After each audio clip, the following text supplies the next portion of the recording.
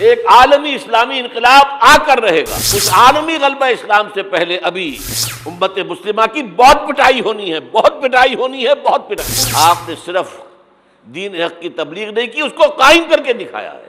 بدترین عذاب عربوں پر آیا کھڑا ہے، سروں پر تنا ہوا ہے، بدترین.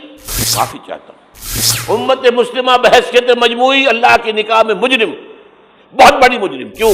1 انچ زمین دنیا میں نہیں دکھا سکتی جہاں اللہ کا دین قائم ہو. 3 فتوے ہیں اس مفتی اعظم جو ہماری اتاری ہوئی شریعت کے مطابق فیصلے نہیں کرتے، وہی تو کافر ہیں، وہی تو مشرک ہیں، وہی تو فاسق ناہنجار ہیں، باغی. اخلاقیات کی بنیاد کیا ہے؟ کیا نیکی اور بدی کی کوئی مستقل اقدار ہے؟ Good and evil are they permanent values? یا جیسے آج کل کی بات ہو گئی ہے، بہت بڑی گمراہی کی بات ہے لیکن بہت عام کہی جاتی ہے، nothing is good or evil, only thinking makes it so. نہ کوئی نیکی نیکی ہے، نہ کوئی بدی بدی ہے. یہ تو ہمارے سوچنے کا انداز ہے، کسی کو نیکی کہہ دیتے، کسی کو بدی نہیں. یہ مسائل ہیں جن سے روز اول سے فلسفی لوگ ان کے بارے میں غلطاؤں پیچھا رہے، سوچتے رہے، غور و فکر کرتے رہے. وہ سارا سفر جو آدم سے لے کر محمد تک صلی اللہ علیہ وسلم تمام فلسفیوں نے ذہنی سفر طے کیا، وہ حضور کو ان چند دنوں میں غار حرا کی خلوت میں طے کرا دیا گیا، تاکہ انسان نے بحیثیت انسان جو کچھ سوچا ہے وہ آپ کے علم میں آ گئے. اس کے بعد اب اقرا بسم ربک الذی خلق. انسانی سوچ تو یہیں تک ہے، اب پڑھو اپنے رب کا نام لے کر جس نے تمہیں الگ سے پیدا کیا. اور اس کے بعد پھر 2 حکم آئے. اب یہ غور و فکر کا ایک دور تو ختم ہو گیا، فلسفیانہ غور و فکر تکمیل کو پہنچا. ایک دوسرا شروع ہوا، اب ایک فکر دامنگیر ہوا، یہ میرے اوپر کتنی بڑی ذمہ داری آ گئی ہے، یہ معاشرہ ٹھیک ہو سکتا ہے، یہاں امکان ہے اصلاح کا. خود قرآن نے کہا انا سنلقی علیک قولا ثقیلا، ہم آپ پر ایک بہت بھاری بوجھ ڈالنے والے ہیں. اب یہ فکر دامنگیر ہوئی، اس کے لیے غور کرتے رہتے تھے، سوچتے رہتے تھے. تو دونوں یہ صورتیں شروع ہوتی ہیں، اے نبی اب یہ غور و فکر کا کام چھوڑیے، اب میدان میں آئیے، کمر کس لیجیے. یا ایھا المزمل قم، یا ایھا المدثر قم. دونوں جگہ ایک ہی امر ہے، قم، کھڑے ہو جاؤ، کمر بستہ ہو جاؤ. لیکن عجیب بات ہے، میں چند منٹ لے رہا ہوں اس پر. رات کو کمر کسو، کھڑے رہو ہمارے سامنے. قم اللیل الا قلیلا نصفہ او انقص منہ قلیلا او زد علیہ ورتل القرآن ترتیلا. یہ مشقت، جانگسل، اگرچہ اخلاق کے اعتبار سے آپ انسانیت کی بلندی پر ہیں،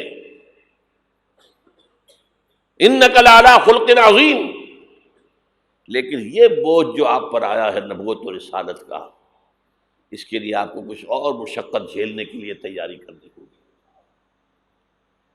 ان ربک یعلم انک تقوم ادنی من ثلثی اللیل ونصفہ وثلثہ وطائفۃ من الذین معک. پھر اللہ نے بتایا بھی، اللہ کے علم ہے نبی کہ آپ اور آپ کے ساتھیوں کی جماعت کھڑی رہتی ہے رات کو 2/3 رات، یا کم سے کم نصف یا تہائی جب. یہ تو تھی وہ روحانی ایکسرسائز اور ترقی جو حضور اور صحابہ کرام سے کرائی گئی ہے آئندہ کے مراحل کے لیے. میدان میں آؤ تو کیا کرنا ہے؟ یا ایھا المدثر قم. قم کیا کرنا ہے دن میں؟ انذر، خبردار کرو انہیں. یہ بڑے بھلاوے میں آ گئے ہیں، دنیا نے انہیں ہم سے غافل کر دیا ہے.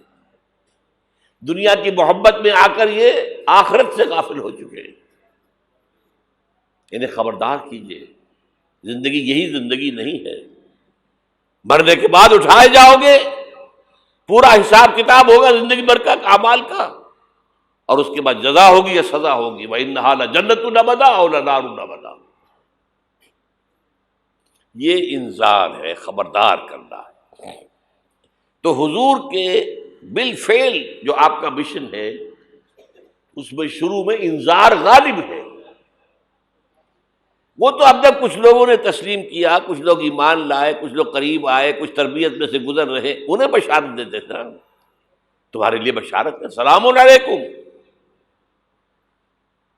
یہاں تک کہا گیا ہے نبی یہ جو ہمارے مومن بندے آپ کے پاس آتے ہیں، وَخْفِضْ جَنَاحَكَ لِلْمُؤْمِنِينَ، ذرا اپنے کندھوں کے ان کے سامنے جھکا کر رکھا کیجئے، ان پر شفقت کیجئے، ان سے محبت کے ساتھ پیش آئیے۔ یہ ہمارا تحفہ ہے آپ کے لیے، ہم نے انہیں چنا ہے آپ کے لیے، یہ آپ کے صحابی بنیں گے۔ انقلاب کے اندر یہی تو دست و بازو ہوں گے۔ ٹھیک ہے ان میں غلام بھی ہیں، ان میں غریب بھی ہیں، ان میں مزدور بھی ہیں، لیکن یہی ہیں جو تاریخ کے دھارے کا رخ موڑیں گے۔ پھر بشارت کا دور آیا ہے بعد میں، شروع میں تو انذار ہے۔ یہاں میرا جی چاہ رہا ہے میں آپ کو حضور کا ایک خطبہ اور سنا دوں انذار ہی کے حوالے سے۔ جب آیت آئی کہ اب انذر عشیرتک الاقربین، اے نبی اب اپنے قریب کے رشتہ داروں کو خبردار کیجیے۔ یہ جو مشن شروع ہوا حضور کا، یہ ہمارے آج کے واعظوں کے مانند نہیں ہے کہ دنیا بھر میں واعظ کہتے پھرتے گھر والوں کی خبر ہی نہیں، اولاد کدھر جا رہی ہے اس کے بارے میں فکر ہی نہیں۔ واعظ بہت بڑے ہیں، چیریٹی بگنز ایٹ ہوم، سب سے پہلے دعوت دیجیے اپنے گھر والوں کو اور اپنے رشتہ داروں کو۔ وانذر عشیرتک الاقربین، تو حضور نے حکم دیا حضرت علی کو رضی اللہ تعالی عنہ، علی ایک دعوت طعام کا بندوبست کرو اور سب بنی ہاشم کو بلا لو۔ بنو ہاشم میں زیادہ قریبی رشتہ دار، یہ آپ کو معلوم ہونا چاہیے کہ جیسے ہمارے ہاں ایک قبیلہ ہوتا وٹو قبیلہ، اب وٹو میں مانے کے، لالے کے، شامد کے یہ ہوتے ہیں نا، پھر ان میں خاندان ہوتے ہیں، کوئی شاہ محمد تھا اس کی اولاد جو ہے وہ شامد کے ہو گئی، لالا کوئی ہوگا لالے کے ہو گئے، مانے کے ہو گئے، لیکن ہے سب وٹو۔ اسی طرح مکے میں بسنے والے تھے سب قریش، کوئی جو ہے بنو ہاشم، کوئی بنو امیہ، کوئی بنو عدی، کوئی بنو تیم، لیکن سب کے سب کون تھے؟ قریش۔ اس میں جو گھرانہ تھا جس سے حضور تھے وہ بنو ہاشم تھے۔ تو اقربین کہا نا اپنے قریبی رشتہ داروں کو، کھانا کھلایا، اس کے بعد آپ کھڑے ہوئے۔ ابو لہب نے تاڑ لیا کہ ابھی ہمارے سامنے اپنی دعوت رکھیں گے، وہ تو چونکہ ایک دیوار بیچ کا پڑوسی تھا اور دشمن تھا، سگا چچا ہونے کے باوجود بدترین دشمن۔ اس نے شور مچایا، ہوٹنگ کی، اور کسی نے بات نہیں سنی، اور یہ کوشش ناکام ہو گئی۔ چند دن کا بیچا دے کر آپ نے صلی اللہ علیہ وسلم پھر کہا علی دوبارہ ذرا کھانے کا اہتمام کرو، پھر بلایا، پھر کھانا کھلایا۔ میں کہا کرتا ہوں کہ اب کچھ شرم آ گئی ہوگی کہ 2 دفعہ روٹی کھا لی ہے تو کم سے کم ان کی بات تو سن لو۔ یہ خطبہ جو دیا ہے حضور نے صلی اللہ علیہ وسلم، عظیم ترین خطبہ، جامع ترین خطبہ، لیکن مجھے عجیب ہے، یہ محسوس ہوتا ہے کہ ہمارے ہاں احادیث کی کتب میں میرے علم کی حد تک یہ موجود نہیں ہے۔ مجھے یہ خطبہ ملا ہے نہج البلاغہ سے، اہل تشیع کی جو اہم ترین کتاب سمجھ لیجیے، حضرت علی کے خطوط، خطبات، حضور کی حضرت علی کے اشعار بحیثیت خلیفہ جو آپ کے فرامین، یہ سب جمع کیے گئے ہیں نہج البلاغہ۔ اس میں یہ خطبہ، اس میں ایک چیپٹر ہے خطبات نبوی، اس میں یہ پہلا خطبہ ہے۔ ایک ایک لفظ جو ہے حکمت کا موتی ہے۔ آپ کھڑے ہوئے، ان الرائد لا یکذب اہلہ، دیکھو لوگوں، کسی قافلے کا رہنما کبھی اپنے قافلے والوں کو دھوکہ نہیں دیا کرتا۔ کیا بتایا کہ میں اس قافلہ انسانیت کا رہنما بنا کر بھیجا گیا. واللہ لو کذبت الناس جميعا ما کذبتکم ولو غررت الناس جميعا ما غررتکم. خدا کی قسم میں پوری دنیا سے جھوٹ بول سکتا بالفرض تو تم سے تو کبھی نہ بولتا. You are my kith and kin.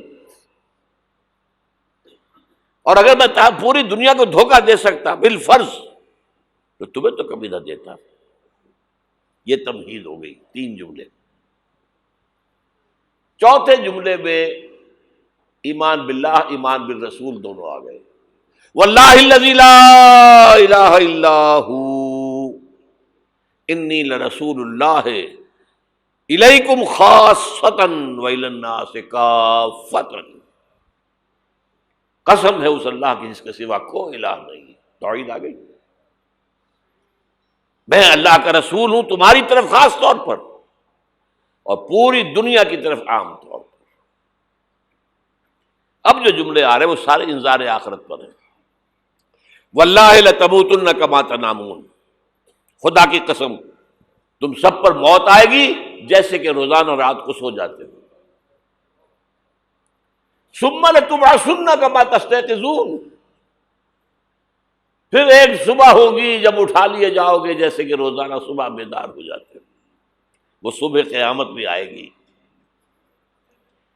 اور کبھی آپ نے نوٹ کیا بیداری کے وقت کی دعا مسنون کون سی ہے؟ الحمدللہ الذی احیانی بعدما اماتنی والیہ النشور. اللہ کے حمد، اس کی تعریف، اس کا شکر، جس نے مجھے دوبارہ زندہ کر دیا اس کے بعد کہ مجھ پر بہت طاری ہو گئی تھی. جو شخص روزانہ صبح یہ الفاظ پڑھے گا جب صبح قیامت کو اٹھے گا تو اس کی زبان پر یہ الفاظ آئیں گے کہ نہیں آئیں گے؟ الحمدللہ الذی احیانی بعدما اماتنی والیہ النشور. واللہ لتموتن کما تنامون ثم لتبعثن کما تستيقظون ثم لتحشرن بما تعملون. پھر حساب کتاب لیا جائے گا جو کچھ تم کر رہے ہو اس کا. ثم لتجزون، پھر لازماً جزا دی جائے گی. بالاحسان احسانا وبالسوء سوءا. اچھائی کا اچھا بدلہ، برائی کی بری سزا. وَإِنَّهَا لَجَنَّةٌ وَبَدَا أَوْ لَنَارٌ أَبَدًا. اور وہ کیا ہے؟ یا ہمیشہ ہمیش کے لیے جنت اور یا ہمیشہ ہمیش کے لیے آگ. اللہ اسے ہمیں بچائے. اب ذرا یہ چند منٹ آپ کے لیے میں نے، اس کے بعد میں آپ کو بتا رہا ہوں کہ میں خوشخبری لے کر آیا ہوں.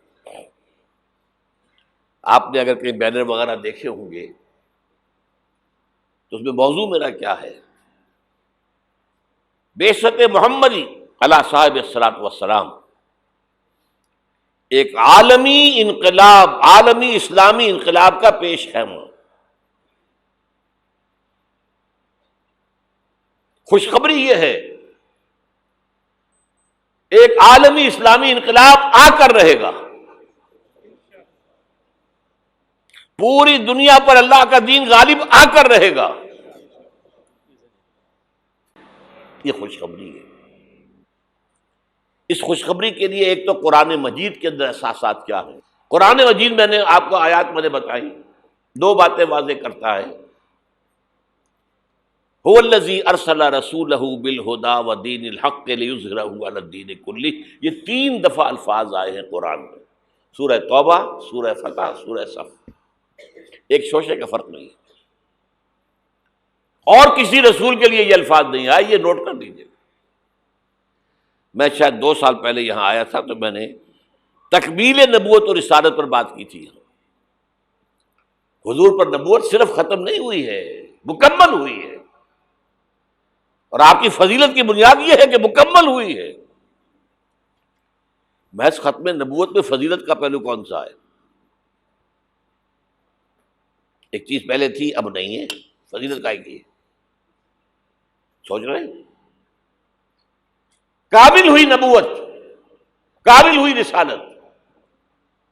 یہ تکمیل نبوت و رسالت، یہ اساس ہے فضیلت محمدی کی صلی اللہ علیہ وسلم.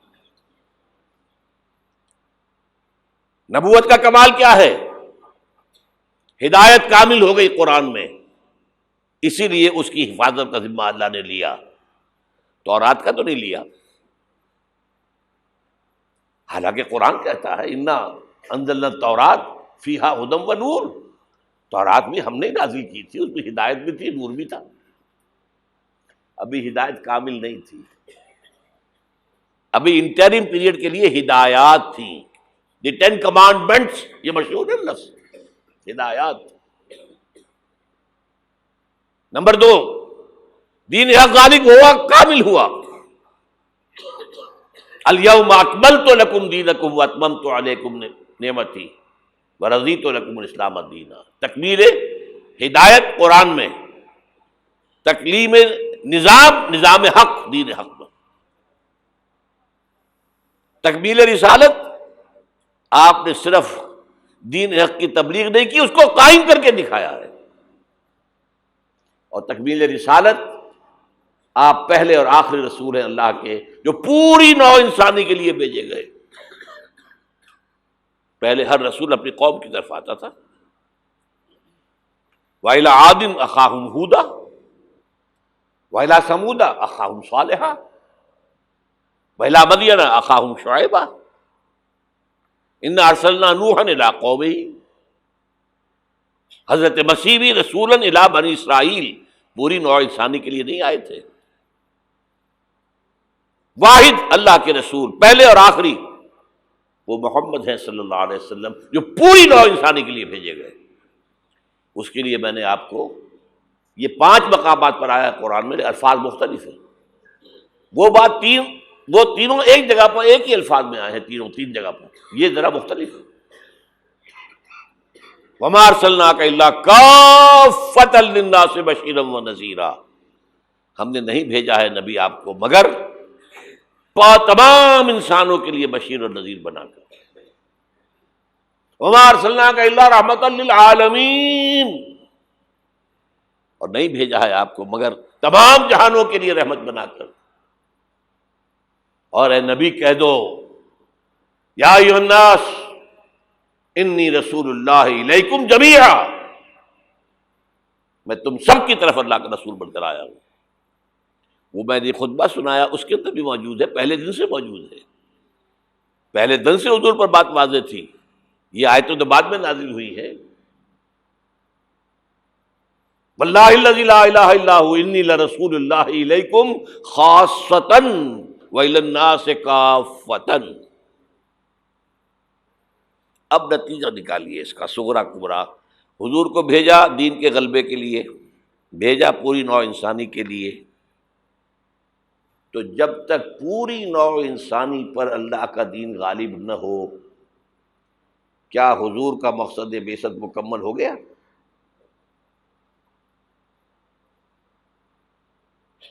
جزیرہ نما عرب پر اللہ کا دین غالب ہو گیا، عربوں کی حد تک دین کی تبلیغ مکمل ہو گئی۔ اگر تو آپ صرف عربوں کے لیے آئے ہوتے تو آپ کا کام پورا ہو گیا تھا۔ آپ آئے پوری نوع انسانی کے لیے، پوری دنیا کے لیے،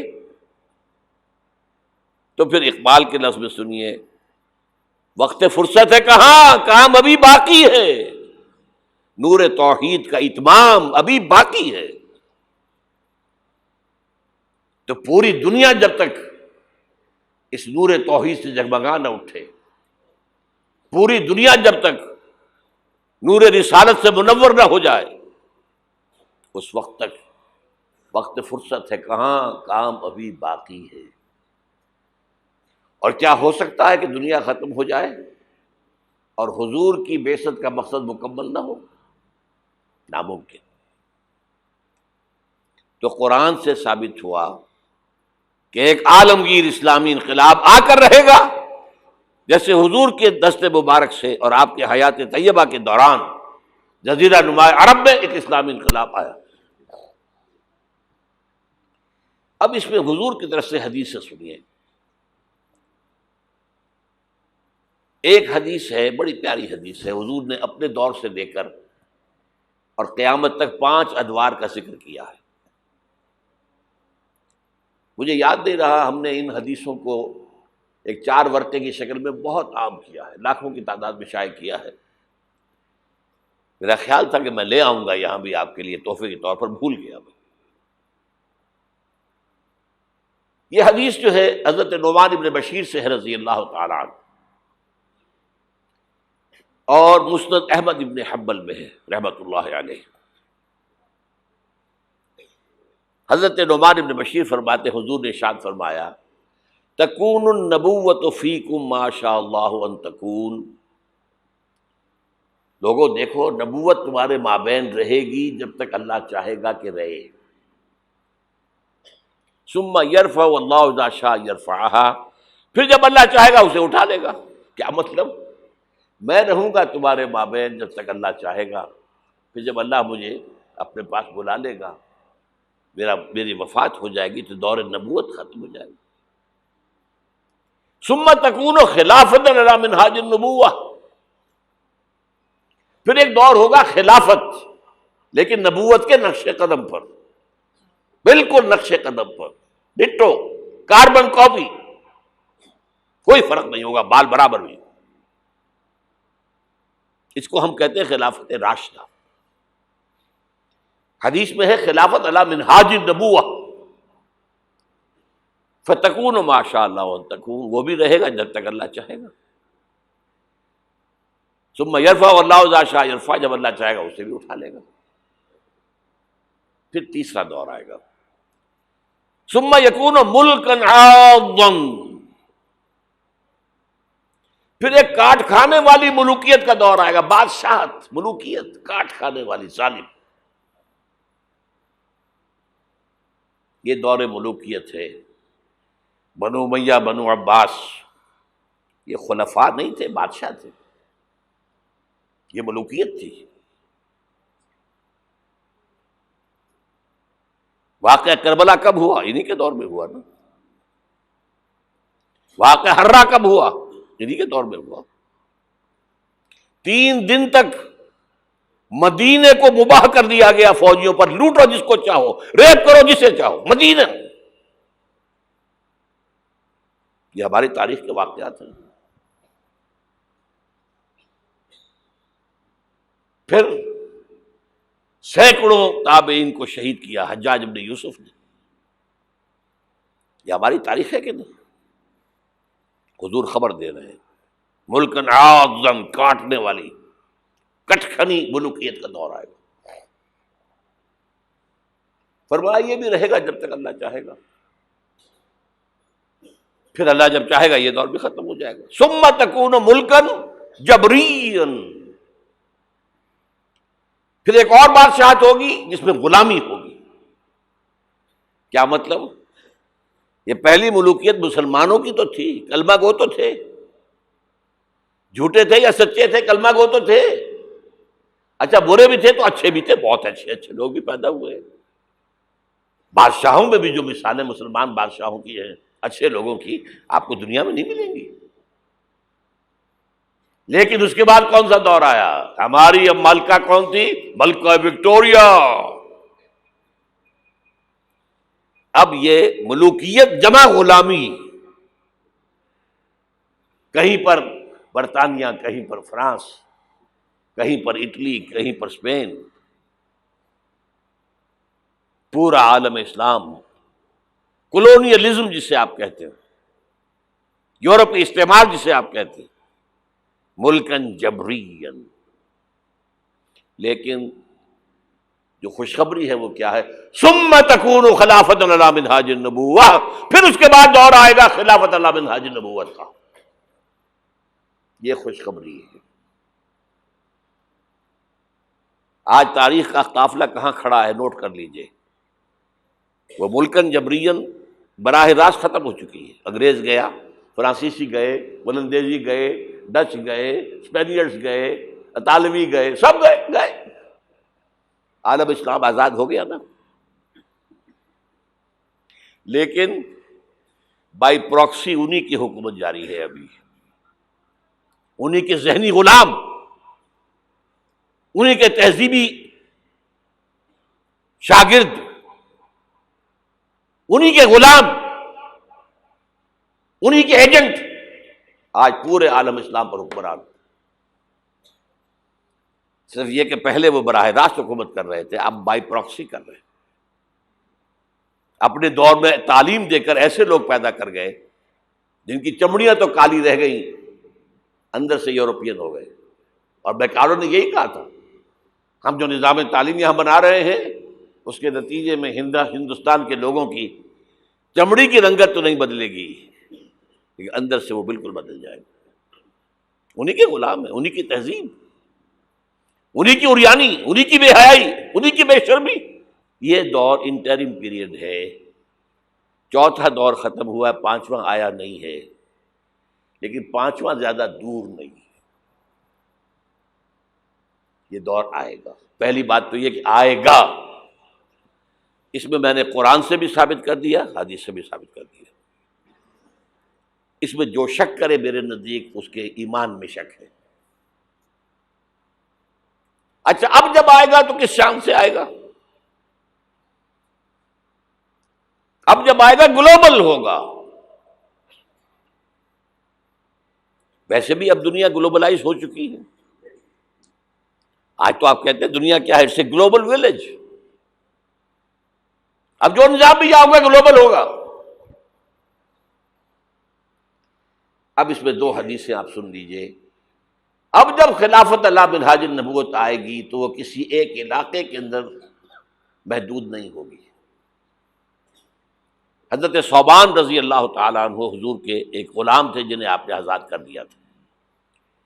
انہیں عربی میں کہتے مولا، ان ثوبان مولا رسول اللہ صلی اللہ علیہ وسلم. انہی کے ذہنی غلام، انہی کے تہذیبی شاگرد،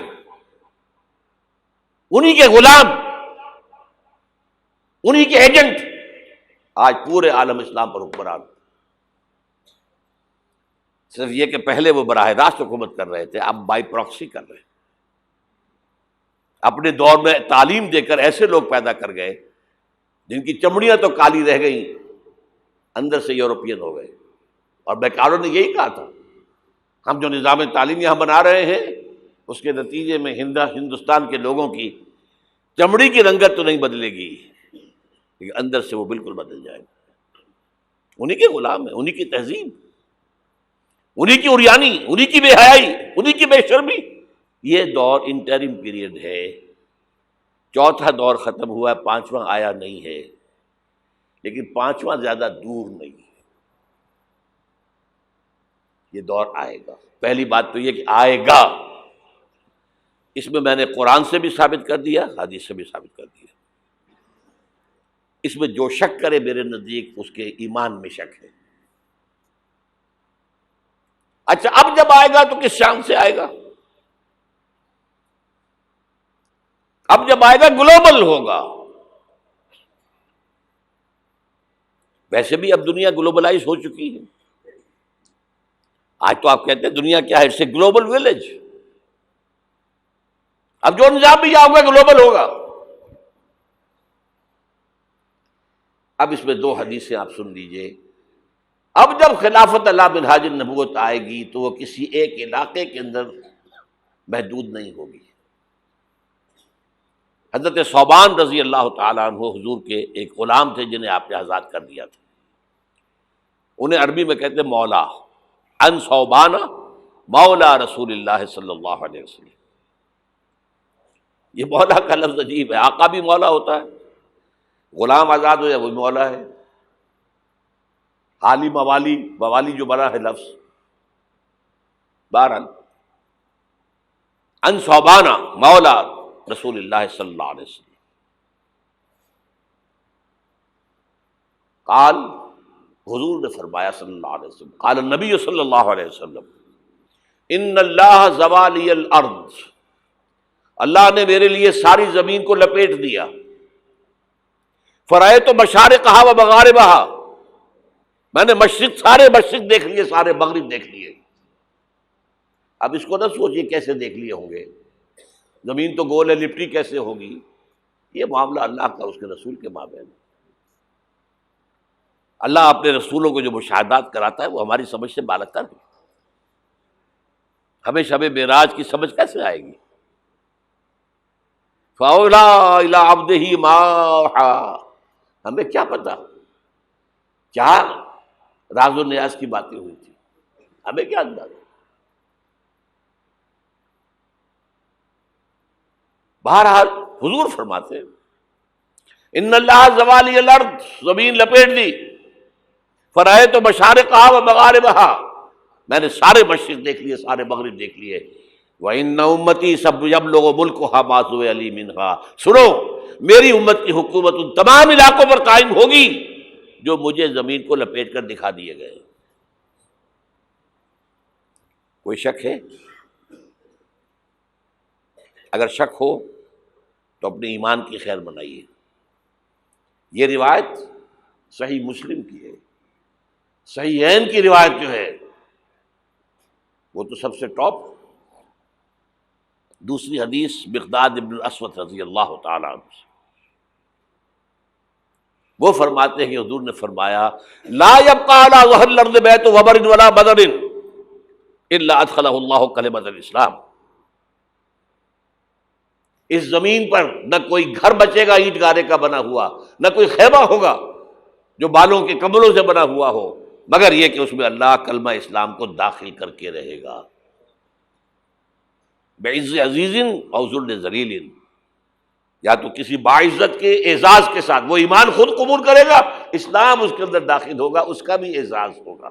وَلِلَّهِ الْعِزَّةُ وَلِرَسُولِهِ وَلِلْمُؤْمِنِينَ وَلَكِنَّ الْمُنَافِقِينَ لَا يَعْلَمُونَ، اور جو نہیں اسلام قبول کرے گا اسے نیچے ہو کر رہنا پڑے گا، یؤتُوا الْجِزْیَۃَ عَن یَدٍ وَهُمْ صَاغِرُونَ، انہیں اسلام کی سپریمیسی قبول کرنی پڑے گی۔ کوئی گھر نہیں بچے گا جس میں کہ اللہ کا کلمہ داخل نہ ہو جائے۔ حضرت مقداد کہتے ہیں پھر میں نے اپنے دل میں کہا وَيَكُونَ الدِّينُ كُلُّهُ لِلَّهِ، یہ جو سورہ انفال میں الفاظ آئے ہیں دین کل کا کل اللہ کے لیے ہو جائے تب تو یہ ہو جائے گا۔ تو اس خوشخبری کو سامنے رکھیے، حضور کا مقصد بعثت غلبہ دین، بھیجا گیا پوری نوع انسانی کے لیے، تکمیل اس وقت ہوگی جب پورے عالم انسانیت پر دین کا غلبہ ہو جائے، جیسے 1400 برس قبل عرب میں ہو گیا تھا، اور یہ ہو کر رہے گا۔ اس کی خبر 5 ادوار کے اعتبار سے حضور نے دے دی، اس کے گلوبل ہونے کی حضور نے 2 حدیثیں میں نے آپ کے سامنے رکھ دی، ہمیشہ وہ ہوگا۔ اور آج دنیا ادھر جا رہی ہے، اور دنیا کو ہے پھر مار کا روح و بدن پیش، تہذیب نے پھر اپنے درندوں کو ابھارا، اللہ کو پابر دیے مومن پہ بھروسہ، ابلیس کو یورپ کی مشینوں کا سہارا۔ امریکہ مشینوں کے بل پر کھڑا ہوا ہے، اس کی تہذیب ختم ہو چکی ہے۔ وہ جو اقبال نے 100 سال پہلے کہا تھا، دیار مغرب کے رہنے والوں خدا کی بستی دکان نہیں ہے، کھرا جسے تم سمجھ رہے ہو وہ اب ذرے کم عیار ہوگا، تمہاری تہذیب اپنے خنجر سے آپ ہی خودکشی کرے گی، جو شاخ نازک پہ آشیانہ بنے گا ناپائیدار ہوگا۔ اور آج کیا ہوا ہے وہاں؟ صدر امریکہ فرماتا ہے، کلنٹن، جو اس کا آخری state of the union address تھا آخری، القریب امریکی قوم کی اکثریت حرام زادوں پر مشتمل ہوگی۔ اس کے الفاظ کیا ہیں؟ Born without any wedlock, کوئی شادی کا بندھن نہیں ہے ماں باپ میں اور بچے پیدا ہو رہے ہیں۔ ان کو آپ کیا کہتے ہیں؟ حرامی۔ اب لوگوں کی اکثریت کو پتہ ہی نہیں ہمارا باپ کون تھا، جانتے ہی نہیں۔ نتیجہ یہ نکلا ہے بالفعل کہ مجھے اسکول میں داخلے کے لیے فارم کبھی آپ نے پر کیا ہوگا اپنے بچے کے لیے، لے گئے آپ، اس کا نام یہ ہے، اس کے باپ کا نام یہ ہے، اس کی پیدائش یہ ہے، اس کا یہ ہے، اب وہاں باپ کا کھانا ہی نکال دیا، اسے پتہ ہی نہیں، ماں کا نام لکھ دو۔ یہ تہذیب ہے ان کی۔ بہرحال دنیا ایک بہت بڑے تصادم کی طرف بڑھ رہی ہے۔ اب میں اس سے اگلی بات جو کہنا چاہتا ہوں اس کے لیے پہلے سے معذرت کر لوں، خوشخبری میں نے دی ہے تو بدخبری بھی مجھے دے دی۔ اس عالمی غلبہ اسلام سے پہلے ابھی امت مسلمہ کی بہت پٹائی ہونی ہے، بہت پٹائی ہونی ہے، بہت پٹائی ہونی ہے۔ یہ میں نہیں کہہ رہا، حضور نے کہا ہے۔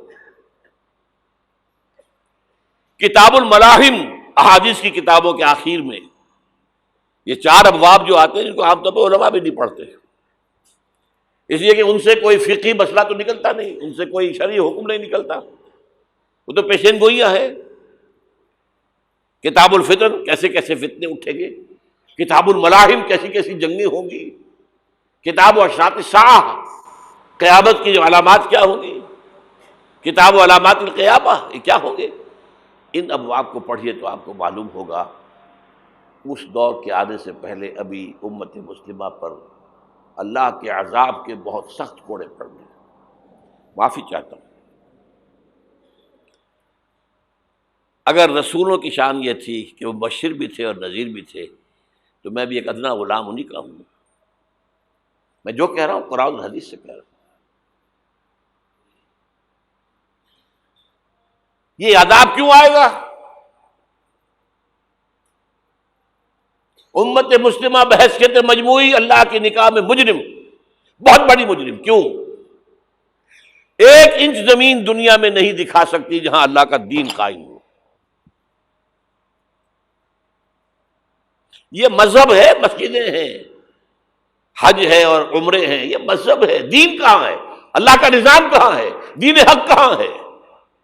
وہ نظام عدل کہاں ہے؟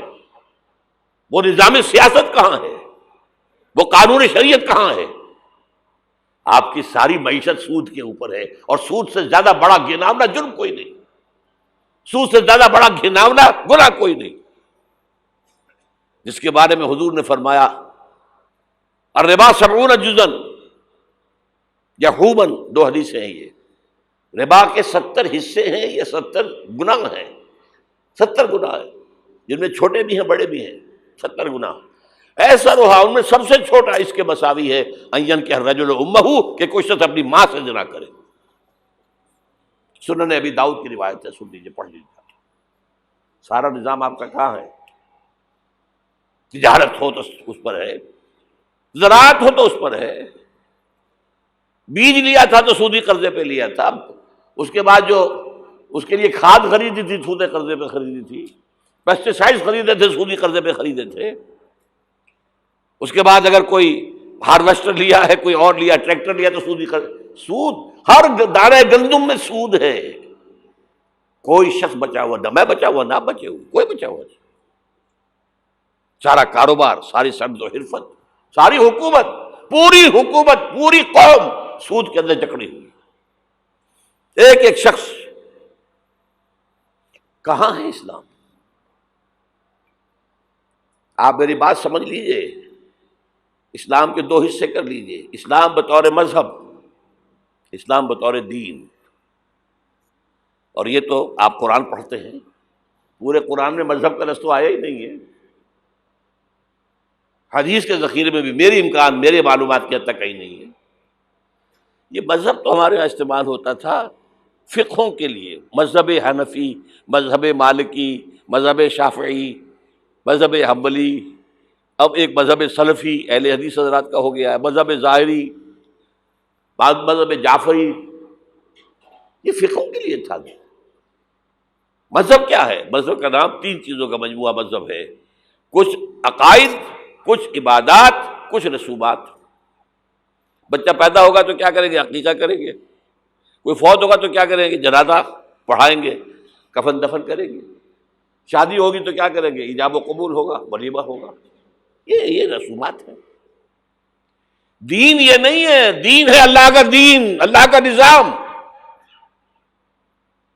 اللہ کا قانون۔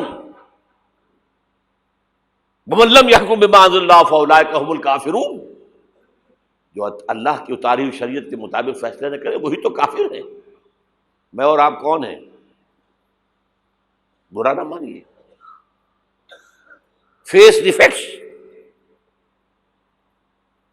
اور یہ فتویٰ کس کا ہے؟ اللہ کا ہے۔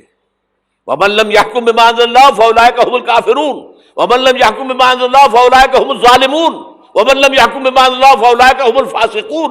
3 فتوے ہیں اس مفتی اعظم کے، جو ہماری اتاری ہوئی شریعت کے مطابق فیصلے نہیں کرتے وہی تو کافر ہیں، وہی تو مشرک ہیں، وہی تو فاسق ناہنجار ہیں، باغی۔ یہ ہے امت مسلمہ کا حال۔ اب سعودی عرب ذرا پیچھے پیچھے چل رہا تھا، اب آگے بڑھ رہا ہے۔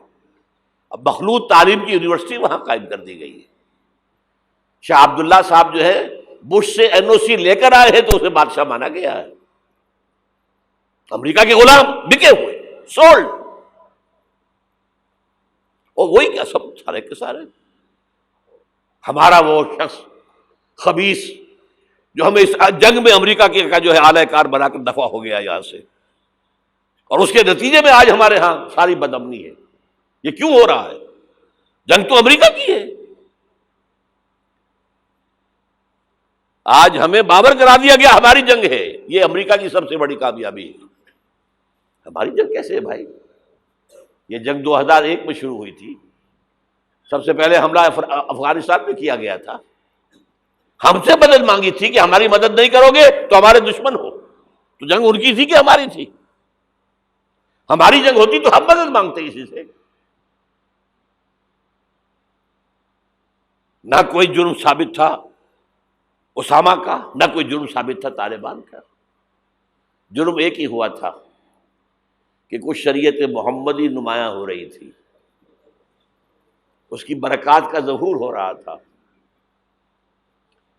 90% عراق کے اندر امن قائم ہو گیا۔ یہ بات کہی اقبال نے 1936 میں، ان کی آخری نظموں میں سے ہے ابلیس کی وجہ سے شورا۔ اس میں ابلیس کہتا ہے کہ نہ مجھے جمہوریت سے کوئی ڈر ہے، میرا اپنا بنایا ہوا نظام ہے، وہی شیطانی نظام ہے۔ یہ ہم نے خود شاہی کو پہنایا جمہوری لباس، جب ذرا آدم ہوا ہے خود شناس و خود نگر۔ نہ اشتراکیت سے مجھے کوئی ڈر ہے، کب ڈرا سکتے ہیں مجھ کو اشتراکی کوچہ گرد؟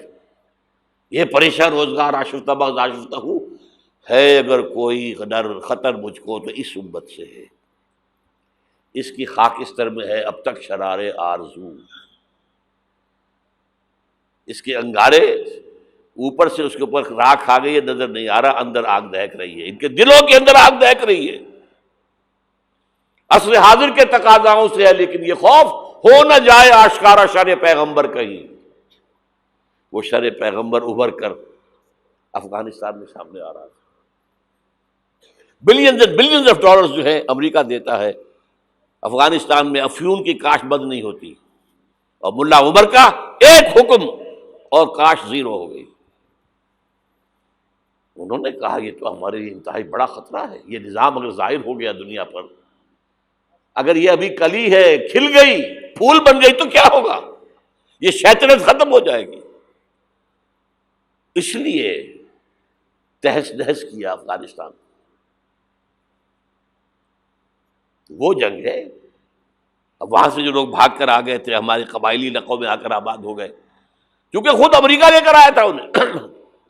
جب روسیہ کے خلاف جنگ ہو رہی تھی تو جہاد جہاد جہاد کا غلغلہ بلند کر کے، یہ اسامہ ابن لادن خود امریکہ کا ایجنٹ تھا اس وقت، عمر عبد الرحمان امریکہ کا ایجنٹ تھا، ایک اور ایجنٹ کس کام کے لیے تھے؟ عبداللہ اعظم، یعنی وہ لے کر آ رہے تھے مسلمانوں کو، مجاہدین کو، وہ خلوص کے ساتھ کام کر رہے تھے کہ یہاں اسلام آئے گا، اس جہاد کے نتیجے میں اسلامی ریاست قائم ہوگی، اسلام کا غلبہ ہو جائے گا، آؤ آؤ آؤ۔ امریکہ نے اپنا کام نکلوایا، اپنے دشمن کا تہس نہس کرایا، پھر بھاگ گیا۔ اور اب ان کے خلاف، اور ہمارے لوگوں نے پکڑ پکڑ کر لوگ دیے ہیں، پیسے کمائے ہیں، ارب ارب ڈالر لیے ہیں، ایک ایک کی سر کی قیمت کہاں گئی؟ وہ جو آئی تھی کہاں گئی؟ وہ واپس امریکی بینکوں میں پہنچ چکی ہوئی۔ یہ طوفان ہے اس وقت جو ہمارے سر پر کھڑا ہے۔ جو میں نے کیا بات کہی ہے نوٹ کر لیجئے، ہم بحیثیت مجموعی اللہ کے مجرم ہیں، باغی ہیں۔ کیوں؟ ہم نے کلونیلزم سے آزاد ہونے کے بعد، جب تک انگریز تھا ہم کہتے تھے ہم کیا کریں، ہم تو مجبور ہیں۔ کہیں فرانسیسیوں کی حکومت تھی، کہیں ولندیزیوں کی تھی، کہیں ہسپانویوں کی تھی، کہیں اطالویوں کی تھی، کیا کریں؟ جب وہ سارا پردہ ہٹا دیا، کسی ملک نے قرآن کو اپنا امام نہیں بنایا، اللہ کی طرف رخ نہیں کیا، کسی نے رخ کیا ماسکو کی طرف، جمال عبد الناصر ہو یا وہ جو شام کا ہوتا تھا حافظ الاسد، ان کا کدھر تھا قبلہ؟ ماسکو، اور یا باقی سب کا واشنگٹن۔ ہم مجرم ہیں۔ اب ان مجرموں میں بھی ایک ذرا تجزیہ کرنا پڑے گا، کون زیادہ بڑا مجرم ہے۔ یہ جو ہماری کوئی 150 ارب، 150 کروڑ، 1.5 ارب مسلمان ہیں، ان کا تجزیہ کر لیجئے، 30 کروڑ کے قریب عرب ہیں۔ یہ امیین جن کا حضور نے کہا تھا تمہاری طرف خاص طور پر بھیجا گیا ہوں، انی لرسول اللہ الیکم خاصۃً۔ ان کو کتنا بڑا مقام ملا کہ محمد ان میں سے تھے صلی اللہ علیہ وسلم۔ یہ رتبہ بلند ملا جس کو بھی، ہاشمی تھے کہ نہیں تھے، قرشی تھے کہ نہیں تھے۔ اور نمبر 2، ان کی زبان میں اللہ کا کلام ہے۔ ہم تو کیسے پڑھیں اللہ کا کلام؟ عربی سیکھیں، گرامر سیکھیں، گردانے رٹیں، چٹائی توڑ تعلیم حاصل کریں تو قرآن پڑھیں نا۔ ان کی تو مادری زبان میں ہے، پھر انہوں نے امام نہیں بنایا تو سب سے بڑے مجرم وہ ہیں۔ باقی جو 120 کروڑ ہے، ان میں نمبر 2 ٹاپ کا مجرم مسلمانان پاکستان میں۔ وائی تم نے ایک ملک کی تقسیم کرائی، ہم سے دعائیں کی تھی کہ اللہ انگریز کی غلامی سے نکال کر ہمیں ہندو کی غلامی محمد دے دے، اے اللہ ہمیں ایک آزاد ملک دے دے، علیحدہ ملک دے دے، اللہ تیرے دین کا بول بالا کریں گے، تیرے دین کا نمونہ دکھائیں گے دنیا کو۔ یہ علامہ اقبال کا خواب تھا جو 1930 میں انہوں نے دیکھا تھا۔ ایک تو یہ کہ ہندوستان کے شمال مغرب میں ایک آزاد اسلامی ریاست قائم ہوگی، آزاد مسلمان ریاست۔ وہ تو 17 سال کے بعد ہو گئی، 37 کا خطبہ تھا، 47 میں قائم ہو گئی۔ دوسرے یہ کہ اگر ایسا ہو گیا تو ہمیں موقع مل جائے گا کہ اسلام کے چہرے پر جو داغ دھبے عرب ملوکیت، عرب امپیریلزم، شہنشاہیت کے دور میں آ گئے تھے، اب دنیا تو دیکھتی ہے نا بنو امیہ کا دور کیسا تھا۔ آخر ہماری تاریخ ہی کا داغ ہے نا، واقعہ کربلا کس کا داغ ہے، واقعہ ہررا کس کی تاریخ کا داغ ہے؟ ہمارے چہرے کا داغ ہے نا، تاریخ تو ہماری ہے۔ ہم یہ چہرے پر، اسلام کے چہرے سے یہ داغ دھبے دھو کر اصل اسلام اور اس کا عہد حاضر کے تقاضوں کے مطابق ایک نظام قائم کر کے دنیا کو دکھائیں گے، ایک مثال ہوگی۔ اور قائد اعظم نے کہا تھا یہ ایک روشنی کا مینار ہوگا۔ But we went back upon our promise، ہم نے اللہ سے وعدہ، اللہ نے کہا ٹھیک ہے لو۔ سورہ اعراف میں ذکر ہے حضرت موسیٰ کی آمد کے بعد کہا تھا بنی اسرائیل نے، اے موسیٰ ہم پر تو تمہارے آنے سے پہلے بھی ظلم ہو رہا تھا اور تمہارے آنے کے بعد بھی ہو رہا ہے، تمہارے آنے سے ہمیں تو کوئی حاصل ہوا نہیں۔ سورہ اعراف میں ان کا قول ہے عصا ربکم ان یہلک عدوکم ویستخلفکم فی الارض فینظر کیف تعملون۔ قریب ہے کہ تمہارا رب تمہارے دشمن کو ہلاک کر دے، فرعون اور لاؤ لشکر کو غرق کرے، تمہیں دنیا میں حکومت دے، پھر دیکھے گا تم کیا کرتے ہو۔ اللہ نے ہمارے دشمن کو قتل کیا ہے۔ گاندھی کے لیے یہ موت سے کم بات نہیں تھی، کانگریس کے لیے یہ موت سے کم بات نہیں تھی۔ بھارت ماتا کے ٹکڑے، کچھ ہی دنوں پہلے گاندھی نے کہا تھا میری لاش کے اوپر پاکستان بن سکتا ہے، بنا؟ کیسے بن گیا؟ تو اللہ کا فیصلہ ہے، یہ معجزہ تھا۔ رمضان المبارک کی 27ویں شب کو نازل ہوا یہ، جو رات نزول قرآن کی ہے وہی رات نزول پاکستان کی ہے، معجزہ تھا۔ لیکن تم نے تو محل بنائے ہیں، تم نے دنیا بنائی ہے، تم نے موٹر وے بنا لی ہے، ہمارا دین کہاں ہے؟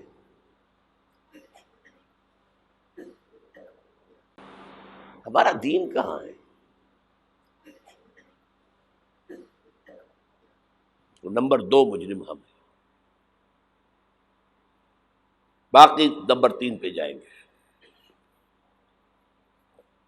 اب نوٹ کر لیجئے، یہ کتابیں اگر آپ پڑھنا چاہیں تو کتاب الملاحم میں پڑھیے، بدترین عذاب عربوں پر آیا کھڑا ہے، سروں پر تنا ہوا ہے، بدترین ایسی جنگ ہونی ہے الملحمۃ العظمیٰ، جس کو کہ میں بھی آپ کے گواہی پیش کر دوں گا، جسے کہا گیا دی لاسٹ کروسیڈ۔ بش نے بھی کروسیڈ کا لفظ بول دیا تھا، پھر واپس لیا اس نے۔ نکل جاتی ہے جس کے منہ سے سچی بات مستی میں، فقیہ مصلحت بین سے وہ رندے بادہ خار اچھا، کروسیڈ کہہ کر پھر واپس لیا۔ یہ کروسیڈ،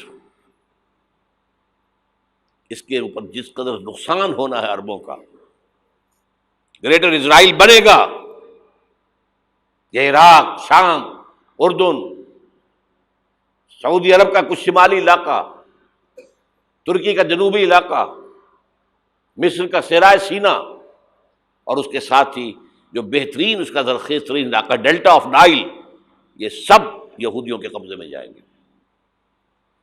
اس کو حدیث میں کہا گیا الملحمۃ العظمیٰ۔ عیسائی 80 علم لے کر اے مسلمانوں تم پر حملہ آور ہوں گے، اور ہر علم کے نیچے 12,000 فوج ہوگی، 9.5 لاکھ فوج۔ یہ نیٹو کی تیاری کس کے لیے ہو رہی ہے؟ جب یو ایس ایس آر کا خاتمہ ہوا تو پوچھا گیا تھا نیٹو چیف سے، اب کس لیے؟ تمہارا وہ دشمن تو ختم ہو گیا، اب ہمیں اسلامک فنڈامنٹلزم سے نمٹنا ہے۔ وہ جانتے ہیں خطرہ یہی ہے، اب اسلام ابھر سکتا ہے، مسلمانوں کے سینوں کے اندر وہ آگ ہے، اوپر خاکستر آ گیا ہے، تم کہ اٹھانا بیٹھنا، یہ اندر تو انگارہ ہے، اوپر سے راکھ ہے، اس سے دھوکہ نہ کھا جانا ان کے دلوں کے اندر۔ اور بش نے کہا تھا مسلمان چاہتے ہیں کہ ہسپانیہ سے لے کر انڈونیشیا تک نظام خلافت قائم کریں، اور میں حیران ہوا تھا کہ اس کمبخت کو ہسپانیہ کا خیال کیسے آ گیا؟ ہمیں تو کبھی آتا ہی نہیں، اب ہم تو بھول گئے، وہ تو 500 برس پرانی بات ہے، جبکہ وہاں سے ہمیں نکال دیا گیا تھا۔ اگرچہ اقبال نے کہا تھا ہے ارض فلسطین پہ یہودی کا اگر حق، ہسپانیہ پر حق نہیں کیوں اہل عرب کا؟ ہسپانیہ میں تو 800 سال حکومت کی مسلمانوں نے، اور ابھی 500 برس سے گزرے ہیں نا۔ یہودی تو ارض مقدس سے 2000 سال نکالے گئے، انہیں لا کے آباد کیا گیا، عربوں کے سینے میں خنجر بھونک دیا گیا۔ وہ چھوٹا سا ملک جو چاہتا کرتا، کوئی پوچھنے والا نہیں۔ امریکہ جیسے اپنے بیٹے کی حفاظت کرے ویسے کرتا اس کی۔ اور حضور نے فرمایا ہے وہ جنگ جب ہوگی تو ایک باپ کے اگر 100 بیٹے ہوں گے تو 99 ختم ہو جائیں گے، ایک بچے گا۔ یہ حدیث ہے، حدیث ہے صحیح۔ اور آپ نے فرمایا ویل للعرب من شر قد اقترب، عربوں کے لیے ہلاکت ہے، عربوں کے لیے بربادی ہے اس شر سے جو قریب آ چکی ہے۔ اور آج جس طرح انہوں نے ان کی تہذیب کو اختیار کر لیا ہے، دبئی جا کر دیکھیے، بدترین مغربی معاشرہ جو ہے وہ دبئی کے اندر ہم نے قائم کر کے دکھا دیا۔ اب سعودی عرب اس راستے پر بڑھ رہا ہے۔ اور اس کے بعد نمبر 2 پر جو ہے ہم پاکستانی ہیں، لیکن میں اس کے وہ پہلی بات جو کہہ رہا ہوں وہ تو یقینی ہے، اس میں تو احادیث صحیحہ موجود ہے۔ اگرچہ اس کے بعد پانسا پلٹے گا، پھر حضرت مہدی کا ظہور ہوگا، حضرت عیسیٰ کا نزول ہوگا، اور وہ گریٹر اسرائیل گریٹر گریو یارڈ بنے گا یہودیوں کا، ایک ایک یہودی قتل ہوگا اور دفن ہوگا۔ یہ بات میں ہونا ہے، میں پہلی بات بات کر رہا ہوں۔ وہ پانسا پلٹے گا جب پلٹے گا، ابھی جو سامنے ہے وہ کیا ہے؟ جس ملحمۃ العظمیٰ کہا حضور نے، جسے آرمگیڈون کہتے ہیں عیسائی۔ آرمگیڈون کی اگر کہیں جا کر آپ دیکھیں گے، آپ ڈکشنری میں مانی تو کیا لکھا ہے؟ A very big war which will be fought between the forces of evil and good before the end of this world. اس دنیا کے خاتمے سے پہلے خیر اور شر کی قوتوں کے درمیان بہت بڑی جنگ ہوگی۔ ارمجدون اسے کہتے ہیں عربی میں، اور آرمگیڈون اسے کہتے ہیں انگریزی کے اندر۔ اور یہ بائبل کی آخری کتاب کے اندر ہے، جو اس میں کہ مکاشفات یوحنا، ریولیشنز آف سینٹ جان. یہ تو میں کہہ رہا ہوں یقین کے ساتھ، اور زیادہ دور نہیں ہے، آیا چاہتا ہوں. اس لیے کہ یہودیوں کا اور عیسائی جو کنزرویٹوز ہیں، نیو کنزرویٹوز، ان کا 5 نکاتی ایجنڈا ہے متفق علیہ، جس کے تحت کہ یہ جنگ صلیبی شروع کی گئی ہے. وہ سن لیجئے آپ. آرمیگیڈون نمبر 1، گریٹر اسرائیل قائم ہو جانا اس کے نتیجے میں نمبر 2، مسجد اقصی اور قبۃ الصخرہ کو گرانا نمبر 3، وہاں 3rd ٹیمپل، وہ مسجد جو حضرت سلیمان نے بنائی تھی 1000 قبل مسیح میں، پھر برباد کی تھی نبوکدنضر نے، دوبارہ بنائی گئی، پھر دوبارہ ختم ہوئی 70 عیسوی تک گری پڑی ہے. ان کا خانہ کعبہ گرا ہوا ہے 70 عیسوی سے لے کر آج تک. ایک دیوار ہے ویلنگ وال، جہاں جاتے ہیں، روتے ہیں، پیٹتے ہیں، ماتم کرتے ہیں، وہاں وہ بنے گا 3rd ٹیمپل. اور نمبر 4، اس میں لا کر رکھا جائے گا تخت حضرت داؤد کا. یہ تخت کہاں ہے اس وقت؟ یہ لندن شریف کے اندر، جو ان کی پارلیمنٹ کا جو چرچ ہے، ویسٹ منسٹر ایبے، اس میں رکھا ہوا ہے. ایک پتھر تھا جس پر بٹھا کر حضرت داؤد کی تاج پوشی ہوئی، پھر حضرت سلیمان کی ہوئی، پھر وہ پتھر رکھ دیا گیا جب حضرت سلیمان نے بنایا ہیکل مسجد اقصی، وہاں رہا وہ. ہر بادشاہ جو تھا یہودی اسی کے اوپر بٹھا کر اس کی تاج پوشی ہوتی تھی. سن 70 میں ٹائٹس نے گرایا اسے، ہیکل کو، وہ پتھر لے گیا، وہاں سے روم گیا، روم سے آئرلینڈ گیا، آئرلینڈ سے اسکاٹ لینڈ آیا، اسکاٹ لینڈ سے انگلینڈ آیا، اور اب وہ رکھا ہوا ہے 14ویں صدی عیسوی سے آج تک. وہ ویسٹ منسٹر ایبے میں رکھا ہوا، ایک کرسی کی سیٹ میں اسے بنا دیا گیا ہے تخت کی شکل میں. اب انگریزوں میں کوئی ملکہ ہو، کوئی بادشاہ ہو جس کی بھی تاج پوشی ہونی اس میں ہوتی. یہ لا کر رکھا جائے گا 3rd ٹیمپل میں، اور اس پر یہودیوں کے خیال کے مطابق ان کا مسیحا آئے گا جو مسیح دجال ہوگا. عیسائیوں کے خیال کے مطابق حضرت عیسیٰ آئیں گے، وہ ہمارا بھی خیال ہے حضرت عیسیٰ آئیں گے علیہ السلام. بہرحال یہ تو بات کی باتیں ہیں نا. اس وقت جو میں عرض کر رہا ہوں، عربوں پر بہت بڑا عذاب، اور پاکستان کا معاملہ البتہ یہ ہے، میں یقین سے نہیں کہہ سکتا. ہینگنگ ان دی بیلنس، ہو سکتا ہے اللہ تعالی ہم پر رحم فرمائے، ہو سکتا ہے، اگرچہ اس کی کچھ شرائط ہوں گی. چمن کے مالک اگر بنا لیں موافق اپنا شعار، اب بھی چمن میں آ سکتی ہے پلٹ کر چمن سے روٹھی بہار، اب بھی ہو سکتی ہے. اور یہ بھی ہو سکتا ہے کہ اللہ تعالیٰ نے معجزانہ طور پر ہمیں ملک دیا، ہم نے اللہ سے بدعہدی کی، وعدہ خلافی کی، غداری کی، لہذا سزا دی جائے اور ہم سے یہ ملک چھین لیا جائے. It's just possible. دور نہ سمجھے اسے، انہونی بات نہ سمجھے. جو گھیراؤ ہو رہا ہے آپ کا، آپ کے مغرب میں نیٹو فورسز اور مشرق میں بھارتی فورسز گدھوں کی طرح بیٹھے ہوئے انتظار کر رہے ہیں پاکستان اور ڈسٹیبلائز ہو جائے، یہاں اور بدامنی ہو جائے. اب لاہور میں پھر آج دھماکے ہو گئے ہیں. 2 دن پہلے کا دھماکہ میں سہ کے آیا ہوا ہوں، آپ کے سامنے بیٹھا ہوں. وہ جانیں بچی ہیں، جو ہماری اکیڈمی کا حشر ہوا وہ تو میں آپ کو نہیں بتا سکتا. یہ سارا کیوں ہو رہا ہے؟ تاکہ یہاں بدامنی ہو جائے اور ہمیں جواز مل جائے. مغرب سے نیٹو فورسز داخل ہو جائیں، مشرق سے بھارتی فورسز آ جائیں، اور ہمارے ایٹمی دانت توڑ کر اور پھر ہمیں بھارت کے سامنے ڈال دیا جائے. Now do as you like. یہ ان کا نقشہ ہے. ہوگا کیا وہ اللہ جانتا ہے، ہوگا وہ جو اللہ چاہے. لیکن اللہ کا چاہنا جو ہے وہ کس پر منحصر ہے؟ یہاں انقلاب برپا کرو، یہاں اسلام لاؤ. اگر دھندوں میں لگے رہو گے تو وہ خود بخود نہیں آ جائے گا انقلاب. صحابہ نے جانیں دی تھی، کتنی تکلیفیں اٹھائی تھی.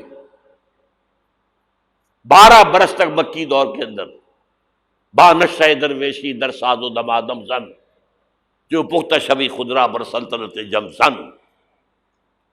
یوم طائف یاد ہے جو حضرت عائشہ فرماتی ہیں کہ میں نے پوچھا تھا حضور سے کہ یوم احد سے زیادہ سختی بھی آپ پر کبھی آئی؟ یوم احد پر کیا ہوا تھا؟ تلوار کا وار پڑا تھا آپ کے چہرہ مبارک، یہ جو رخسار کی ہڈی ہے اس کے اندر وار گیا ہے، اوپر خود کی 2 کڑیاں تھیں وہ اس میں گھس گئیں، 2 دندان مبارک شہید ہوئے۔ وہ خود کی کڑیاں ایک صحابی نے اپنے دانتوں سے پکڑ کے کھینچنے کی کوشش کی، دانت نکل گئے، وہ نہیں نکلی، کیا جتن کر کے نکالی گئی ہوگی تو خون کا فوارہ، اتنا خون گیا ہے کہ آپ بے ہوش ہو گئے، گر گئے، اور مشہور یہ ہو گیا کہ آپ کا انتقال ہو گیا، شہادت ہو گئی۔ یہ سیرت کبھی پڑھی ہے؟ حضرت عائشہ کے ہوش کا تو یہی دور تھا نا، یوم طائف میں جو آپ کی کیا تھی، بچی تھی، انہیں کیا پتا کیا ہو رہا ہے حضور کے ساتھ۔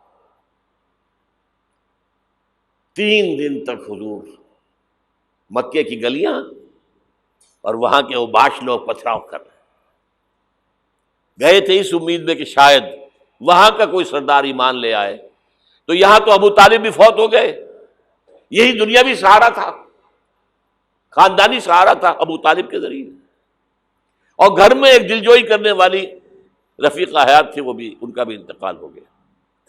آپ نے کہا یہ عام الحزن ہے، اب تو سب کو طے ہو گیا قریش کو کہ اب جیسے قتل کر دو ان کو، اسی لیے آپ گئے طائف، شاید وہاں کا کوئی بڑا سردار مانے، ایمان لے آئے مجھ پر، تو میں اپنا مرکز ادھر شفٹ کر دوں۔ تینوں سے ملے ہیں، تینوں نے وہ جواب دیے، نکل جاؤ یہاں سے، میں تمہارے ساتھ بات بھی کرنے کو تیار نہیں ہوں۔ اچھا، تمہارے سوا کوئی نہیں ملا تھا اللہ کو نبی بنا کر بھیجنے کے لیے؟ دیکھو جاؤ، میں بات نہیں کرنا چاہتا، ہو سکتا ہے میں بے عزتی کر بیٹھوں، واقعی تم اللہ کے نبی ہو تو میں مارا جاؤں گا، جاؤ جاؤ جاؤ۔ یہ سلوک محبت کے ساتھ ہوا۔ اور پھر چھوکروں کو، اسٹریٹ ارچنز جنہیں آپ کہتے ہیں، اشارہ کیا تھا، خبر لو ان کی، پتھراؤ ہو رہا ہے، ساتھ کوئی ہے ہی نہیں، ایک آدمی صرف، زید ابن حارثہ۔ اب سامنے سے پتھر آ رہے ہیں تو حضرت زید آگے آ جاتے ہیں، ڈھال بنتے ہیں، مجھے لگے پتھر حضور کو لگے، آپ پیچھے سے آ رہے ہیں، چاروں طرف سے تو ڈھال نہیں بن سکتا ایک شخص، جسم لہو لہان، خون جا کر جوتیوں میں جم گیا ہے، جوتی اتر نہیں رہی۔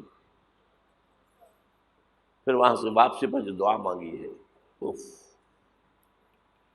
اللہم الیک اشکو ضعف قوتی وقلت حیلتی وہوانی علی الناس، اے اللہ تیری جناب میں فریاد لے کر آیا ہوں اپنی قوت کی کمی کا، اپنے وسائل کی کمی کا، اور جو ذلت و خواری ہو رہی ہے لوگوں کے سامنے، الا من تکلنی، مجھے کس کے حوالے کر دیا ہے، الا بعیدی یتجہمنی، یہ میرے اوپر ہجوم کر کے آ جائے، حملہ کرے، اور عدو من لگتا امرے، یہ دشمن کے حوالے میرا معاملہ کیا، جو چاہے کر دے وہ۔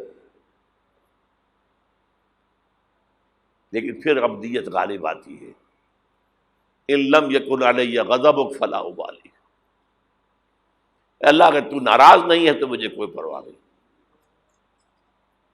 سر تقسیم خم ہے جو مزاج یار میں آئے، مجھے اندیشہ یہ ہے کہ تو ناراض تو نہیں ہو گیا۔ یہ تکلیفیں جھیلی ہے، سینکڑوں صحابہ نے جانوں کا نذرانہ پیش کیا ہے، احزاب کی جنگ میں فاقوں پر فاقے ہو رہے تھے، اور ان فاقوں کی حالت میں خندق کھودنے کا حکم ملا ہے، لوگوں کی کمریں دوہری ہو رہی ہیں، پتھر باندھے ہیں اپنے پیٹوں سے، اپنی چادروں کے ساتھ کس کر، کمر دوہری نہ ہو جائے۔ اور جب صحابہ کدالیں چلا رہے ہیں تو کیا کہہ رہے ہیں، نحن الذین بایعوا محمدا علی الجہاد ما بقینا ابدا، اللہم لا عیش الا عیش الاخرہ۔ صحابہ کہتے تھے ہم وہ لوگ ہیں جنہوں نے محمد سے بیعت کی ہے کہ جہاد کرتے رہیں گے جب تک جان میں جان نکل جائے تو بات اور، جان ہے، چاہے ابھی بھوک سے کمر دوہری ہوئی جا رہی، جان تو ہے۔ اور ایک دفعہ کہتے تھے اللہم لا عیش الا عیش الاخرہ، اللہ عیش، زندگی تو آخرت کی زندگی ہے۔ اور حضور فرماتے تھے، حضور کے بیٹھے ہوئے نہیں تھے گاؤں تکیہ لگا کر، پتھر اٹھا اٹھا کر خندق میں سے لے جا کر باہر پھینک رہے تھے۔ جب صحابہ کہتے ہیں اللہم لا عیش الا عیش الآخرہ، حضور فرما رہے ہیں فاغفر الانصار والمہاجرہ، اے اللہ ان انصار اور مہاجرین کی مغفرت فرما دے۔ پھر حضور کی خدمت میں کچھ لوگ آئے، حضور اب یہ فاقہ ناقابل برداشت ہو گیا، دیکھیے ہم نے یہ پتھر باندھے ہوئے اپنی پیٹوں کے ساتھ۔ حضور نے کرتا اٹھا کر دکھایا، وہاں 2 پتھر باندھے ہوئے۔ یہ ہے سیرت النبی۔ آپ کس چیز کو سیرت النبی سمجھتے ہیں؟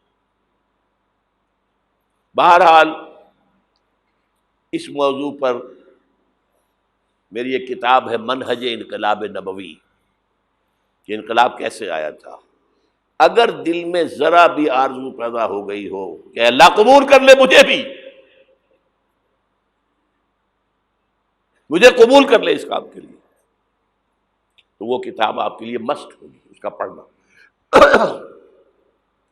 وہ جو ہمارے مکتبے نے شائع کی ہوئی ہے اچھے سفید کاغذ پر، وہ تو 200 روپے کی ہے، لیکن ہمارے تنظیم کے طرف سے تاکہ کم استطاعت والے لوگ بھی استفادہ کر سکیں، وہ 70 روپے کی قیمت، اور شاید وہ 50 ہی میں آپ کو مل جائے، وہ یہاں مل جائے گی۔ باہر پڑھیے خدا کے لیے، وہ سیرت اس میں آپ کو ملے گی، سیرت ان جلوسوں میں نہیں ہے، سیرت ان درود کی محفلوں میں نہیں ہے، سیرت ان نعتوں کے اندر نہیں ہے۔ کہاں ہے؟ کسی نے یہ واقعات آپ کو بتائے؟ تو منہج انقلاب نبوی، پھر 5 چھوٹی کتابوں کا ایک سیٹ میں آپ کے لیے بنا کر لے کر آیا ہوں۔ وہ بہت تھوڑی تعداد میں آج جمعے کے اندر بک گیا ہے، اکثر حصہ بہت تھوڑی تعداد میں رہ گیا۔ حب رسول کے تقاضے کیا ہیں، سوچا کبھی؟ ہمارے حضور سے تعلق کی بنیادیں کیا ہیں، سوچا کبھی؟ رسول کامل 12 تقریریں میری ہیں جو پاکستان ٹیلی ویژن پر ہوئی تھی 1981 میں، ربیع الاول کے 12 دنوں میں ایک تقریر روز۔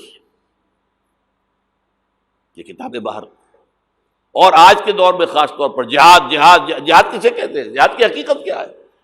حقیقت جہاد، اور یہ جو انقلاب کا پروسیس ہے اس کا اختصار کے ساتھ رسول انقلاب کا طریقہ انقلاب کیا تھا۔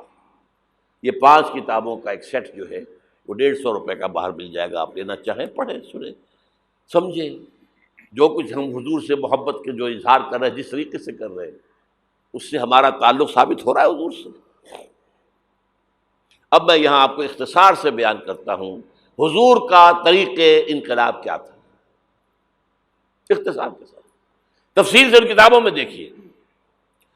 نمبر 1، دعوت ایمان بذریعہ قرآن، یتلو علیہم آیاتہ۔ آج جمعے میں نے اسی آیت پر تقریر کی ہے، تلاوت آیات، قرآن پڑھ کے سناؤ، قرآن پڑھ کے سناؤ، قرآن پڑھ کے سناؤ۔ اس قرآن کے ذریعے سے دلوں میں ایمان پیدا ہوگا، یقین والا ایمان۔ دیکھیے، برا نہ مانے، مغالطے میں نہ رہیے، میرے اور آپ کے دلوں میں ایمان نہیں ہے، عقیدہ ہے، عقیدہ ہے، والدین سے ملا ہے۔ یقین والا ایمان کہاں ہے؟ اپنے گریبان میں جھانکیے، اللہ آپ کو توفیق دے۔ کیا مجھے واقعی یقین ہے کہ مجھے مرنے کے بعد جی اٹھنا ہے؟ کیا مجھے یہ واقعی یقین ہے کہ اصل زندگی آخرت کی زندگی ہے؟ کیا مجھے واقعی یقین ہے کہ قرآن اللہ کا کلام ہے؟ ٹٹولیے اپنے دلوں کو۔ اگر یقین ہوتا کہ اللہ کا کلام ہے تو آپ اس کو سمجھنے کے لیے عربی بھی نہ سیکھ سکتے؟ انگریزی آپ پڑھیں، اور پڑھی آپ نے ایسی کہ انگریزوں کو پڑھا دیں؟ کیا نہیں کیا؟ پی ایچ ڈیز کر رہے ہیں، کون کون سے فنون نہیں سیکھے، ڈاکٹر، اتنی عربی نہیں سیکھی۔ تمہارا دعویٰ ہے کہ تمہارا یقین تھا میری کتاب پر، اللہ پوچھے گا تمہارا سلوک کیا تھا میری کتاب کے ساتھ؟ تم نے پڑھا اس کو، سمجھا اسے سمجھنے کے لیے عربی سیکھی؟ نہیں، تو تم جھوٹ بول رہے ہو، تمہارا کوئی ایمان نہیں تھا میری کتاب۔ ما آمن بالقرآن من استحل محارمہ، جنہوں نے سود کو اپنے پورے نظام کی جڑ بنیاد بنایا ہو، ان کا ایمان کوئی ہے اللہ پر؟ حضور فرماتے ہیں کہ جس شخص نے حرام کسی شے کو اپنے لیے حلال کر لیا اس کا کوئی ایمان نہیں۔ دوبارہ آج بھی کرنا ہے تو دوبارہ ایمان پیدا کرنا ہوگا، ایمان، عقیدہ نہیں، ایمان، صرف لپ سروس نہیں، اقرار باللسان نہیں، تصدیق بالقلب۔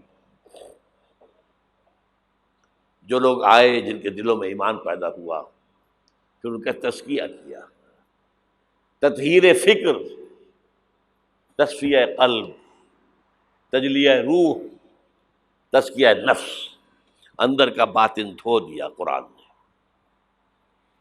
کیوں بجاں در رفت جہاں دیگر شبد، جہاں چو دیگر شد جہاں دیگر شبد۔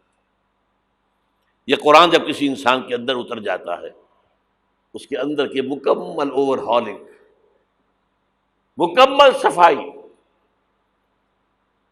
دماغ کی صفائی غلط نظریات سے، دل کی صفائی غلط نیتوں سے، غلط ارادوں سے۔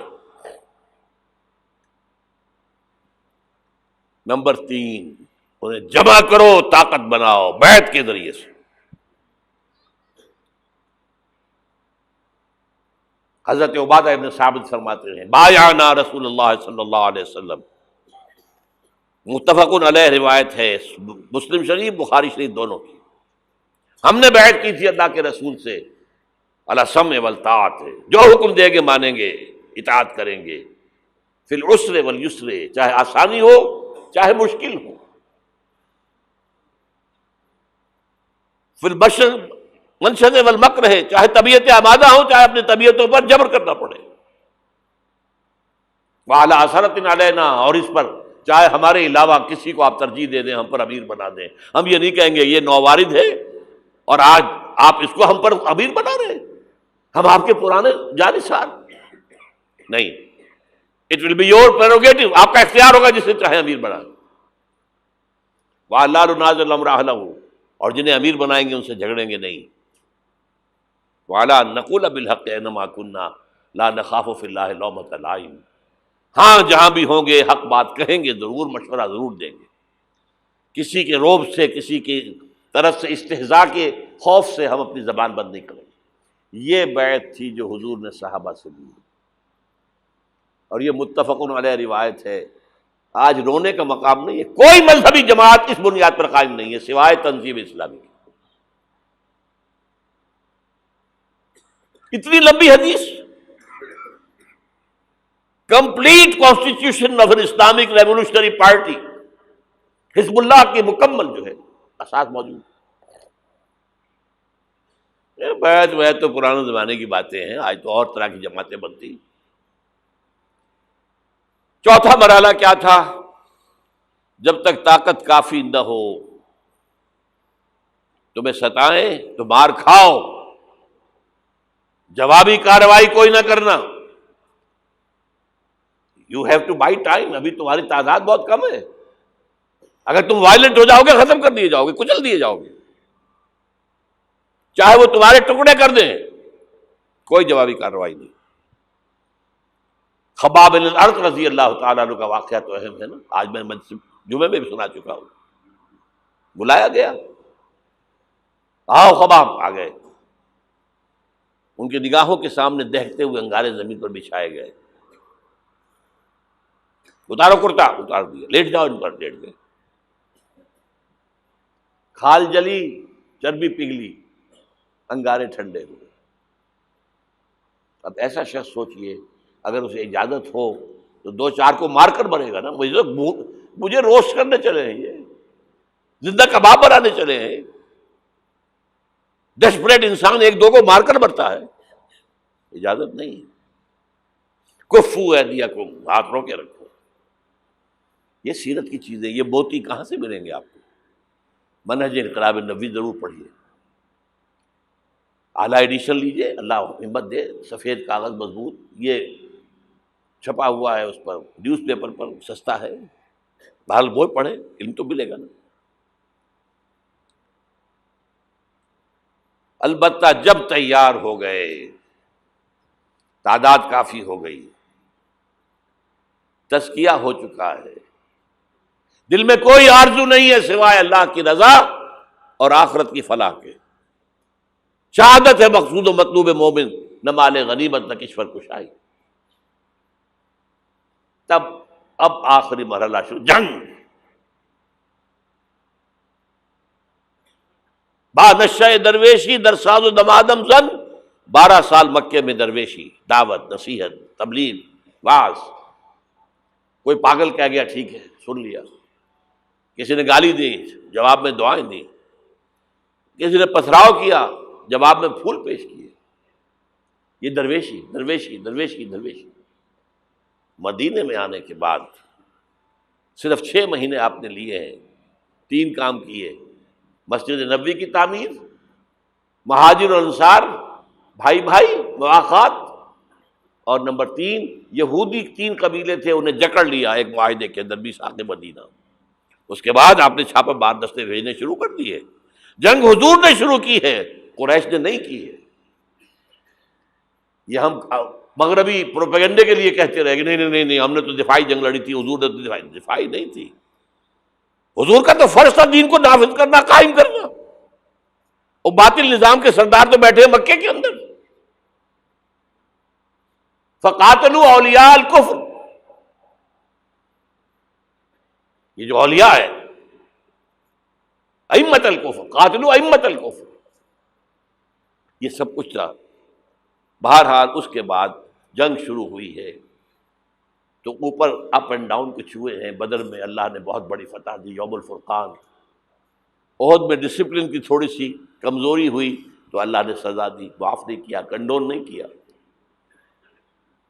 فتح ہو گئی تھی، اللہ کا وعدہ پورا ہو گیا تھا۔ 50 تیر انداز جہاں کھڑے کیے تھے حضور نے، یہاں سے ہرگز نہ ہلنا، چاہے تم دیکھو کہ ہم سب قتل ہو گئے اور پرندے ہمارا گوشت نوچ نوچ کر کھا رہے، تب بھی یہاں سے نہیں ہلنا۔ لیکن وہاں کیا ہو گیا ڈفرنس آف اوپینین کہ وہ تو حضور نے شکست کی صورت میں کہا تھا نا، یہ تو فتح ہو گئی ہے۔ لیکن جو لوکل کمانڈر تھے وہ کہتے رہے مت ہلو مت ہلو مت ہلو، چھوڑ کر چلے گئے۔ 50 میں سے 35 چلے گئے، 15 رہ گئے۔ وہ خالد بن ولید کی وہ قابی آنکھ نے دیکھ لیا وہ مورچہ خالی ہے، شکست ہو چکی تھی۔ لیکن پھر کوہ احد کا چکر لگا کر آ کر جو پیچھے سے حملہ کیا ہے، 70 صحابہ شہید ہوئے۔ اللہ تعالیٰ نبیوں سے بھی اور آپ کے نبیوں کے ساتھیوں سے بھی وہ معاملہ یہ کرتا ہے کہ پہلے خوب ٹھوک بجا کر دیکھتا ہے پکا ہے کہ نہیں۔ ایک دم نصرت نہیں آتی۔ یوم طائف کے بعد حضور کے لیے ذاتی طور پر نصرت آ گئی۔ کلائمیکس ہو چکا تھا، میں دعا میں آپ کو سنا چکا ہوں۔ پھر یہ ہوا ہے کہ جب آپ نکلے ہجرت کے لیے تو گھر کا اگرچہ محاصرہ تھا لیکن کوئی دیکھ ہی نہیں سکا،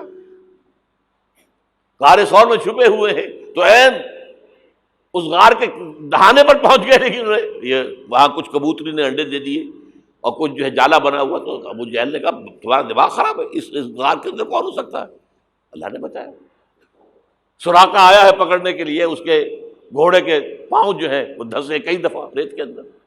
پھر اللہ نے حضور کو اور غزوہ احد، غزوہ احزاب کے بعد امت کے لیے یہ کہہ دیا گیا وبشر المؤمنین واخری تحبونها نصر من اللہ وفتح قریب۔